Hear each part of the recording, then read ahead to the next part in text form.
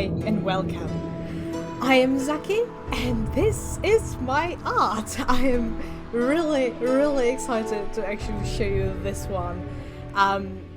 It's not looking great right now because I absolutely always struggle with poses. I almost can't, if I want to do a nice pose from a good perspective, or if I really want to get some dynamics in it, I cannot do it without references.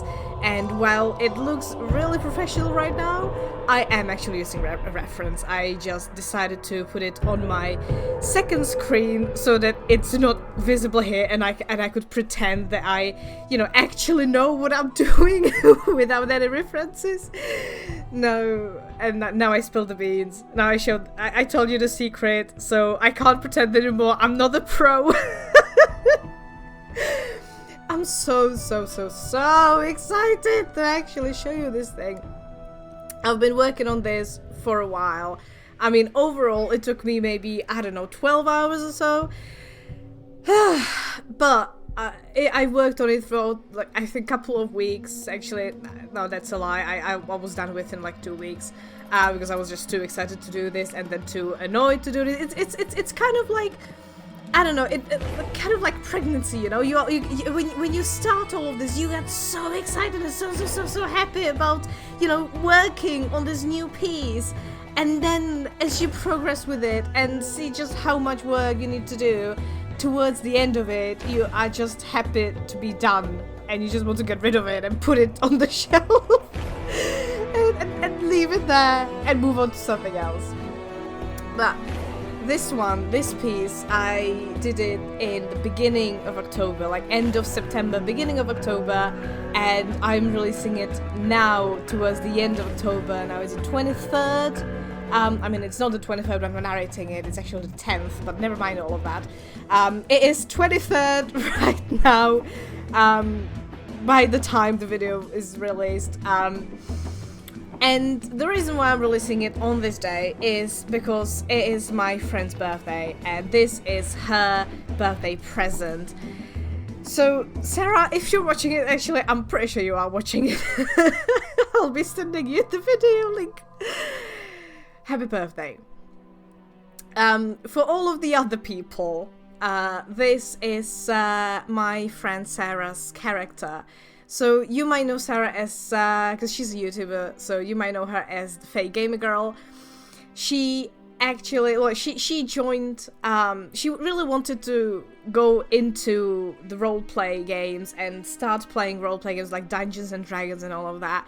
Now, I am a GM, I am a game master and a player. I absolutely love roleplay. And so I decided, why not? I'll give her the chance, and so she is in my game, and it is the Witcher game, which you could have maybe the fans among the crowd, among my viewers, already noticed that it will be the Witcher themed drawing, simply because of the soundtrack. Now, I am using the soundtrack from The Witcher 1. I absolutely love the game. I love the entire show, the entire series, Witcher 1 to 3 video games. I absolutely love them, every single one of them. Even though The Witcher 1 is, that's kind of like a love-hate relationship, but I absolutely love it. I love the books, I read the books, and I have seen the Polish fan-made film, which is quite a gem. That's about all I can say about it. And I've seen the Netflix TV show, obviously. I have a couple of problems with that. I don't want to get into it just yet. As I know myself, I'm sure that I will get to it eventually throughout this video, but right now I want to actually talk about my friend and her character and the roleplay game that she's in. So, and actually talk about the drawing, the thing that I'm doing, that I'm currently looking at, and you are probably looking at it too. I mean, if you're not, why the hell have you clicked on the video? So this is Hayla. She's a young girl, can't remember if she's 17 or if she's under 20. I think she is just about under 20, 20 years old. And she is essentially a runaway noble character. She is kind of like this wild-spirited, free girl who just wants to... She doesn't want to get married for the title and the lands and all of that. No, she wants to get married for love.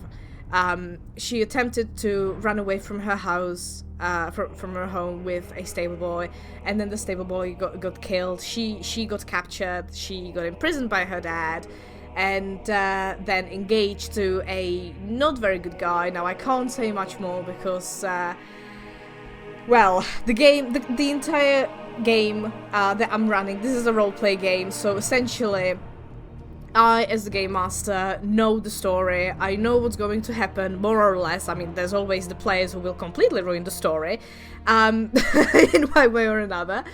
So I have like a main story planned out, so I know what will happen, but I can't actually share it with you because I know that my players will also watch this video.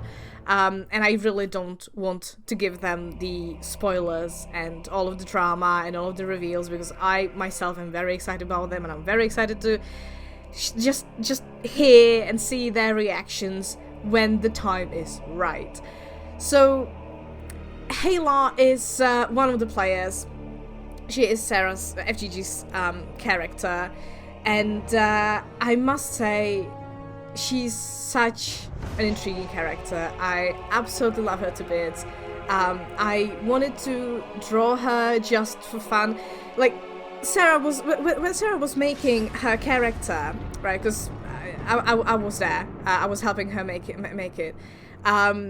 She wanted, like, she wanted to create a portrait. She wanted to have, like, a visual sort of thing to look at the character that she plays. And I was there, and I was sitting, and I was like, Sarah, just let me do it. Let me draw this. I am excited enough about your character, so I want to draw her. I am very happy to draw her. And she was like, no, absolutely not a chance. I do not have the money right now to pay you, and I don't want you to do this for free. So here you go, Sarah. Joke's on you. This is your birthday present. Your birthday is in October. So, kindly fuck you. Here's the drawing. You can't pay me anything because it's your birthday present. And I still got to do your drawing. So, yeah, she's a good one. And Sarah, even though she is, like, the first, like, this is her first roleplay game, and she's nailing it. She is really playing the character. And it's a lot of fun. Now, if you have been in my games, you know that I like two things: drama and depression. My stories are very, very dark. They are very dramatic, and if I can put like even more drama and more pressure on the characters, I will. I've had not the players but the characters, and it is actually a very important thing to distinguish the difference between the player and the character, because this is what roleplay is about. You essentially are like an actor. You just don't get the recognition or the fame at all. You just do it for fun. So you get this character, you usually create your character, and you give it personality, you give it background, you can give the character sexuality. I mean, one of my favorite characters is, oh my god, is demisexual Pan. So, just, you can give them anything, absolutely anything, make them anyone you want. But then, the thing is, if you make a character that is different to you and different to your own beliefs, you have to roleplay as the character. You have to act as the character. And now the entire idea of roleplay is that you are given a situation, you are given a prompt, and you have to react to it the way your character would react to it. Not you, your character. So say you... Well, actually, another one of my plays, this is a really good example. It happened yesterday. I mean, again, by the time this video releases, it's not going to be yesterday, it will be like 2 or 3 weeks ago. But my game takes place every Saturday evening. And yesterday was Saturday, it was the 9th of October, and there was this, so in the game, there was essentially a battle that started, and arrows were just about to hit the entire group of players. And I gave them like a lot of ideas of where they can hide, because they couldn't run away from it. So one player decided to go and get a shield and protect herself with a shield. And that is a really good idea. And there was, but what I decided to go, because, you know, I really like drama and I really like depressing things, and if actually I should probably put a trigger alert to all of the to this for violence against minors. Even like they are still very much imaginary. All of this is in your head essentially, or in our heads. So all of this is imaginary. No one actually gets hurt. I should disclaim that. So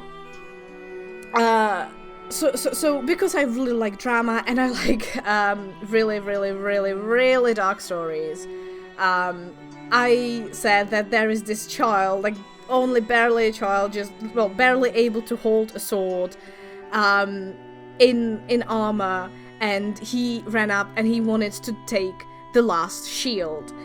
And so this player was left with the decision of what to do. Do I give the shield to this person, to this very young child, or do I take it for myself to protect myself? I actually got a little bit of Squid Game vibes from this. Just because I just finished binge watching it. And we spoke about it just on that day, but anyway. So this player, she absolutely, like the player herself, she loves children. She absolutely adores them. But as the character wouldn't care. The character would prefer to protect themselves and their friend. So what the character did is the character pushed the child away and took the shield themselves.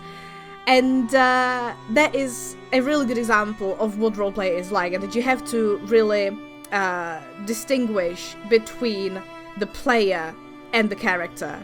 What the player would do, the player would probably just give the shield to the child, but the character would not, because the character doesn't really care. The character cares more about own survival. So the character did what the character should do. Took the shield, pushed the child away. Where was I going with this? So it is really difficult to... Sometimes it's really difficult to distinguish between the character and the player. And I must say, Sarah, and to be fair, all of my players are doing an amazing job at that. And I am really proud to have these players, to have them play with me. And I'm really happy that I can bring the joy and just make them happy. You know, give them something to look forward to once a week. Have this fun. And just unwind, forget about the real world for a little bit, and unwind and just have fun. Now this is happening in the Witcher universe. Now I personally absolutely hate Dungeons and Dragons. There's many reasons, one of them being that I don't like the character creation. Like, to me, roleplay is a lot about characters, or all about characters, really. And I just really don't like D&D character creation, because it's just so fucking shit. It's... Every character has spells, which doesn't make sense to me. Not everyone knows how to do magic, but fair enough. The amount of spells there is incredibly overwhelming. If you don't already know the spells, you're gonna have a very hard time actually orienting yourself in them. And the character creation itself feels so binding to me. Like, it actually restricts my creativity, and I really don't like that. So what I end up doing all the time, instead of playing D&D, which is a system, essentially a rule set, that sets the game, that gives you the rules and determines the dice you play, all of that stuff. And there's many other systems which aren't as popular as D&D, because even though they might even be better.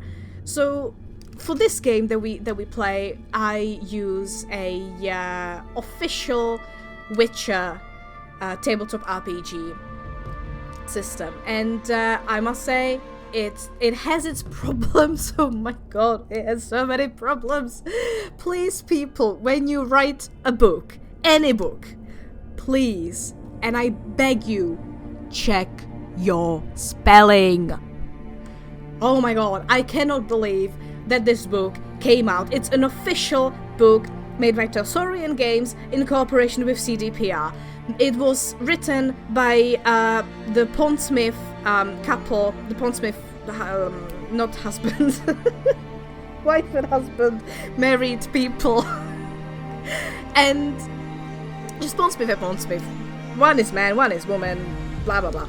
And the guy is, I think, son of another Pondsmith, and he wrote Cyberpunk system.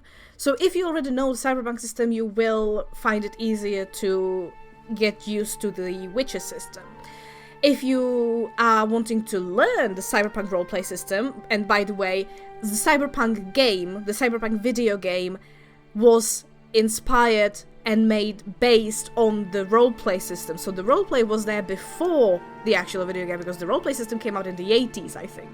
So if you want to get into the roleplay system of Cyberpunk, I highly recommend first getting to The Witcher and learning the Witcher system, because the Cyberpunk system itself is just ridiculously complicated and it is overwhelming. Like, if you thought that the Cyberpunk video game had a lot of modifications for your body, you haven't looked at the actual roleplay system. Like, that is insane. So if you want to get something a little bit milder, something that'll explain the basics of the system itself and the way how it works, go for the Witcher system, then move on to the Cyberpunk system. And even the Witcher is just so it's poorly organized, it's contradictory in some places, and very poorly explained.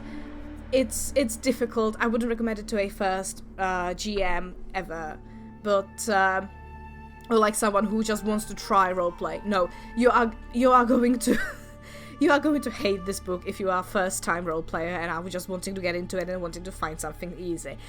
Do not go into The Witcher, if you just want something easy. It's not going to work. Like, I studied this book for, like, I read it back to back for about half a year.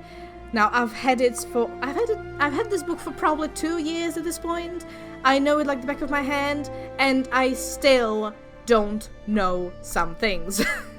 It is that confusing, and I was only able to figure out the combat and the correct way how the combat should work thanks to the easy mode of The Witcher, which is a very simplified version of the roleplay system. So if you want to get into The Witcher, you should start with the easy mode. It explains everything very well, and then you can move on to the more complicated Witcher proper core book. Also, the easy mode is for free. You can just get it on DriveThruRPG for free, so go ahead, get it, try it. It even has a one-shot there, so you can just give it a shot and see how you like the system, how you like the game, how you like the setting. I mean, if you love The Witcher, you probably are going to love the setting because it's in the Witcher universe, surprisingly enough. Which is also why I'm using all of this. I absolutely love fantasy, I love dark fantasy and fairly low fantasy. And Witcher checks all the boxes. I've been a massive fan of the Witcher universe ever since I was a teenager. Now, sadly, with my nerdy friends, classmates, I kind of missed the line a little bit, because when they were all obsessed with The Witcher and were recommending it to me, I didn't want to read it, I didn't want to have a look at it because I didn't trust it, and I really don't like trying new things, and I have a really hard can I talk? Really hard time trying new things. My god, why is it so difficult for me to pronounce that? So it took me ages until I actually got to it, and then one time I got to a video game shop and I was just getting into gaming, and I wanted something new, and I didn't want to try Skyrim because like I wanted something that had an open world, had a good story, and character creation, like really nice characters, all of that, like just the whole package. And I wanted an open world game, and ideally in fantasy world. And the thing is, I didn't want Skyrim because it was too mainstream for me. It was too popular, you know. I was like the teenage equivalent of a hipster before hipsters became a thing officially. So I absolutely hated it. Like, I didn't want to play Skyrim because everyone played Skyrim, and I want to be different, you know, like the way how the teenagers always wants to stand out and want to be different and all of that. So I was one of those. So I went to the game shop and I was like, hey, I want something like Skyrim, but not Skyrim. And they gave me The Witcher 1. The very first Witcher game. It was before The Witcher 3, just by the way. And I bought the game. It was like £3, really, really cheap. And I bought it, I played it, I fell in love with it. And after the first Witcher game, I bought the second, and I bought all the books. And I just binge read? Is that a word? I binge read the entire Witcher series, and I'm currently rereading the series because I absolutely fucking love those books. And if you are wondering, my favorite character is Regis because Regis is a fucking babe. And after him, it's Milva. I absolutely love Milva, and I cannot wait for the Netflix TV show to introduce them. And I really, really, really, really, really fucking hope that they don't fuck them up just like did Vilgefortz. But anyway, well, I hope they don't fuck Vilgefortz up. I'm just waiting for the second season, and I'm hoping that what they established in the first season is not actually going to be a thing. Like, it's not confirmed, so I'm hoping that it's not actually going to be what I'm afraid of. But what I really don't like, and yes, I am one of those people, I don't like Triss representation in the Netflix TV show. Now, I don't care about her skin tone. I don't care, like, the actress herself is good. I like her, she's fine. But this is not what Triss is supposed to look like. I care about her hair. The problem I have is the fucking hair. The thing is, Triss is supposed to stand out just like Yennefer. Triss is supposed to be a opposite of Yennefer. Yennefer is this dark, gloomy person, and she's a manipulative bitch, and well, that's why I love her.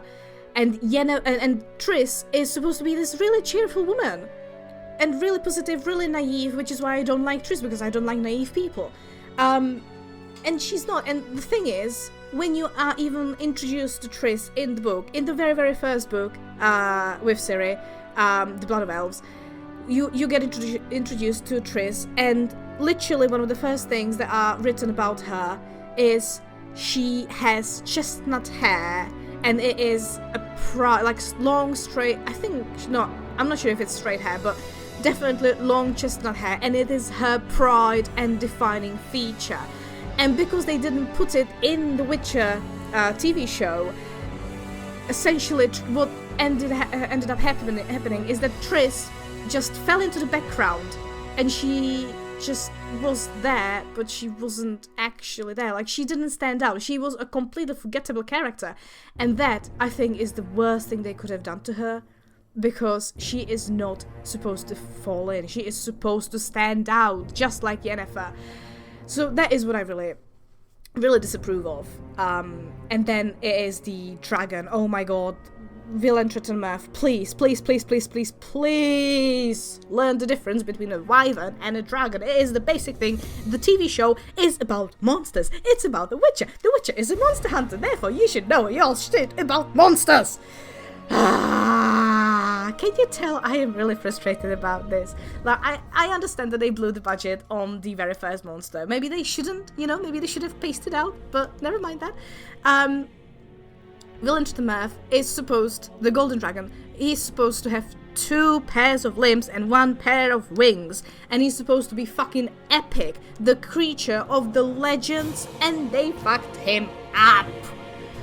Now I sadly don't have much more time to actually get in detail about that, which probably is good for you, because I could go on this tangent for hours and hours on end.